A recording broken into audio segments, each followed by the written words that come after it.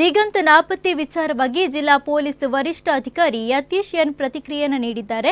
ಪ್ರತಿಭಟನೆ ಮಾಡುವ ಹಂತದವರೆಗೆ ಈ ಕೇಸ್ ಬರಬಾರದಿತ್ತು. ಪ್ರಾಮಾಣಿಕವಾಗಿ ಕೆಲಸ ಮಾಡುತ್ತೇನೆ. ಆದರೆ ಕೆಲವು ಕ್ಲಿಷ್ಟಕರವಾದ ಪ್ರಕರಣಗಳಿಗೆ ಸಮಯ ತಗುಲುತ್ತದೆ. ಜಿಲ್ಲೆಯ ವಿವಿಧ ಠಾಣೆಯ ನುರಿತ ಪೊಲೀಸರನ್ನು ಕರೆಸಿ ತನಿಖೆ ದುಪ್ಪಟ್ಟುಗೊಳಿಸುತ್ತೇವೆ. ದಿಗಂತ್ ಪತ್ತೆಯಾಗುವವರೆಗೂ ನಾವು ಸುಮ್ಮನೆ ಕೂರುವುದಿಲ್ಲ. ನಿಮ್ಮಲ್ಲಿ ಮಾಹಿತಿ ಇದ್ರೆ ನಮ್ಮ ಜೊತೆ ಅದನ್ನು ಹಂಚಿಕೊಳ್ಳಿ.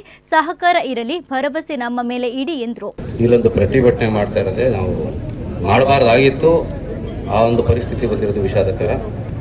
ಈಗ ಏನು 25ನೇ ತಾರೀಕಿಂದ ದಿಗಂತ್ ಕಾಣೆಯಾಗಿದ್ದಾನೆ.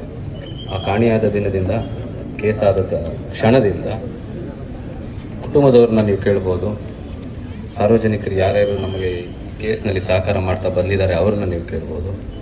ಪೊಲೀಸ್ ಇಲಾಖೆ 100 ಅಲ್ಲ 200% ಶ್ರಮ ವಹಿಸಿ ನಾವು ಪ್ರಾಮಾಣಿಕತೆಯಿಂದ ಕೆಲಸ ಮಾಡ್ತಾ ಇದ್ದೀವಿ. ನಮ್ಮ ಪೊಲೀಸ್ ಇಲಾಖೆಯಲ್ಲಿ 100ರಲ್ಲಿ 99 ಕೇಸ್ ನಾವು ಆದಷ್ಟು ಬೇಗ ನಾವು ಪತ್ತೆ ಮಾಡಿಬಿಡ್ತೀವಿ. ಕೆಲವೊಂದು ಸ್ವಲ್ಪ ಕ್ಲಿಷ್ಟಕರವಾದಂಥ ಕೇಸ್ಗಳನ್ನು ಒಂದಷ್ಟು ಸಮಯ ತಗೊಳುತ್ತೆ. ಆ ಸಮಯ ತಗೊಳ್ಳುತ್ತೆ ಅಂತ ಕಾರಣಕ್ಕೆ ನಾವು ಸುಮ್ಮನೆ ಕೂರೋದಿಲ್ಲ.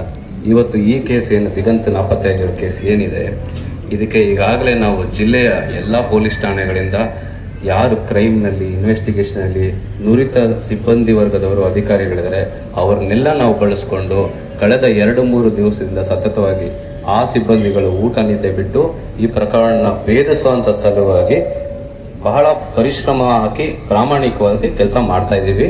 ಅದು ನಿಮ್ಮ ಕೆಲವರು ಯಾರು ಸಾರ್ವಜನಿಕರು ಈ ಕೇಸಿನ ಮೊದಲನೇ ದಿನದಿಂದ ನೀವು ಫಾಲೋ ಮಾಡ್ತಾ ಇದ್ದೀರಿ ಅವ್ರಿಗೂ ಗೊತ್ತು, ಪದ್ಮನಾಭ ಅವ್ರಿಗೂ ಗೊತ್ತು, ಅವ್ರ ಕುಟುಂಬದವ್ರಿಗೂ ಗೊತ್ತು.